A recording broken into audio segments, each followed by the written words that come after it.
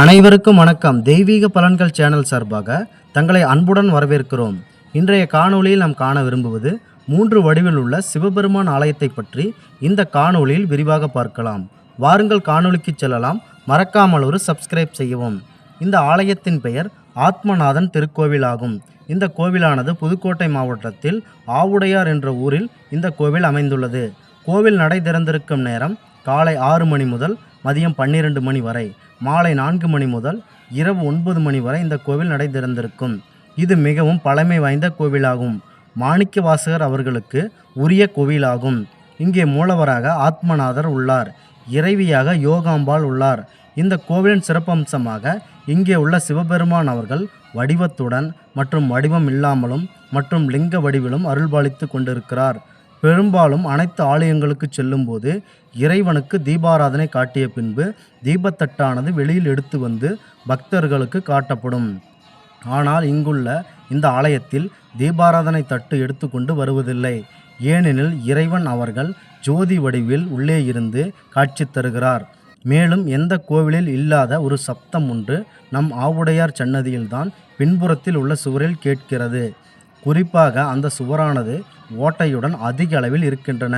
அதில் உங்களுடைய 2 காதுகளை அந்த சுவற்றில் வைத்து 2 கண்களையும் மூடி சிவபெருமான் அவர்களை மனதில் நினைத்து கொண்டு கேட்கும்போது வேத கோஷங்கள் அங்கே இருக்கும் மூலவரை சுற்றி சொல்லி கொண்டிருப்பது போல அந்த சப்தங்கள் கேட்டுக்கொண்டு இருக்கின்றன. இன்றளவும் கேட்கின்ற ஒரு நிஜமான நிகழ்வாக வந்து கொண்டிருக்கிறது. இந்த சப்தம் எதனால் கேட்கிறது என்றால், கைலாயத்தில் உள்ள அனைத்து தேவர்களும் ஒன்றிணைந்து சிவபெருமான் அவர்களை சுற்றி வலம் வந்து வேதம் அவரை நினைத்தபடியாக படிக்கிறார்கள். அந்த சப்தத்தின் வரலாறு இதுதான். அதற்கு அடுத்து அங்குள்ள இறைவனுக்கு பின்புறத்தில் உள்ள சிவப்பு, பச்சை, வெள்ளை ஆகிய நிறங்களில் தீபங்கள் தினசரி ஏற்றி வைக்கப்படுகிறது. இந்த தீபங்களின் உண்மையான பொருள் என்பது அவற்றில் உள்ள வெள்ளை நிறமானது சூரியனை குறிக்கும் பொருளாகும். பச்சை நிறமானது சந்திரனை குறிக்கும் நிகழ்வாகும். மேலும் அதில் உள்ள சிவப்பு நிறமானது அக்னி தேவனை குறிக்கும் நிகழ்வாகும். நீங்கள் வெளியிலிருந்து உள்ளே மூலவரை நீங்கள் பார்க்கும்போது பின்புறத்தில் அந்த 3 தீபங்களின் மையத்தில் இறைவன் இருப்பதை பார்ப்பதை கண்கொள்ளா காட்சியாக இருக்கும். மேலும் இந்த 3 தீபங்கள் இங்கே உள்ள மூலவருக்கு சிலை இல்லை என்பதால் எப்படி சிவபெருமான் நெற்றியில் ஒரு கண்கள் உதயமாகி மொத்தம் 3 கண்களில் தோற்றமளிக்கிறாரோ அதுபோல இந்த 3 தீபங்கள் முக்கண் தீபம் என்று அழைக்கப்படுகிறது. மேலும் இங்கே இருக்கும் மூலவருக்கு, அதாவது ஆத்மநாதருக்கு மரியாதை கொடுக்கும் வகையில் இங்குள்ள பெரும்பாலான சிலைகள் நின்ற கோணத்தில் உள்ளது. குறிப்பாக மாணிக்க வாசகர் மற்றும் முருகப்பெருமான் அவர்களின் சிலை நின்ற கோணத்திலேயே உள்ளது. இங்கே சில அபூர்வ சிற்பங்கள் உள்ளது. 2 தூண்களில் 1000 கால்கள் கொண்ட சிறப்புகளும் இங்கே உள்ளது. மேலும் உடம்புடன் கூடிய குரங்கு ஒன்று உள்ளது.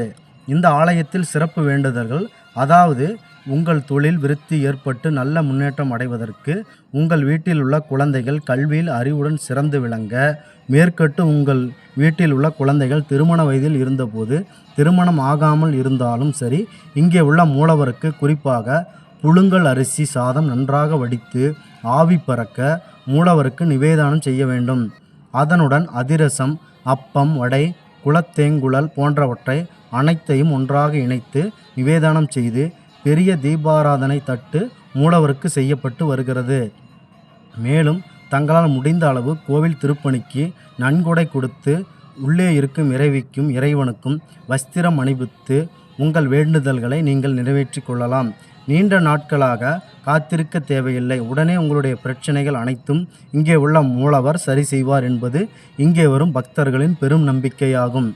நீங்கள் இந்த ஆலயத்திற்கு சென்று நாங்கள் மேலே கூறியுள்ள அனைத்து வழிமுறைகளையும் பின்பற்றுங்கள்.